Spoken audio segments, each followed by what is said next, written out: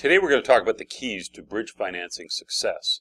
So that is, what can we do together to make the process happen quickly and successfully? So an important thing is, what is the equity in the property, or let's say a marketable property, which is anybody that's lending a bridge loan hopes that he's lending on a marketable property. So what do you have that will be able to provide us with the value as quickly as possible? You may have an old appraisal. You may have some information about when the property was acquired, maybe a tax assessment that'll reflect the value. So what we're trying to establish as quickly as possible is, what is the value? Now, and then what we're also trying to establish is, what are the liabilities on the property? So having statements at hand in respect to, what your existing first mortgage is, if there's anything else outstanding on the property, maybe some realty taxes that are outstanding and things like that. So we're trying to establish the equity in the property by knowing what the asset's worth and what are the liabilities.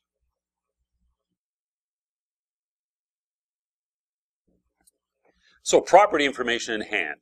So what do you have as the borrower that you can put your hands on or have in front of you when we're talking about giving you some bridge financing? Things like maybe an old appraisal, maybe a copy of your existing mortgage, maybe a copy of when you bought the property, maybe your realty tax slip from the latest tax bill that you've got. So all the things about your property that you'll be able to provide the information to the broker as quickly as possible to get an assessment.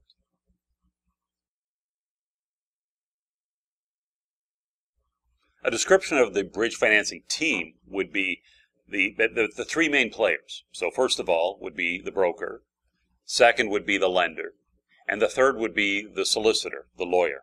So when we talk about the broker, so hopefully you're dealing with a broker that does a lot of bridge financing and put the deal together quickly, and also quarterback from start to finish until closing.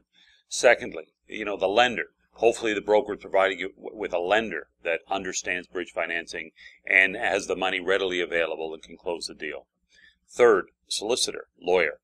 Now, so usually there's two lawyers in the transaction. So we're talking about, not only as part of the team, we have a good lawyer that's acting for the lender that can search title quickly, put the papers together, knows what documents are required, and is available to close as soon as possible. But on the borrower side, on your side, where you have representation, you need to check that your lawyer is available and he can also move rather quickly. An important part of bridge financing is quick decision making.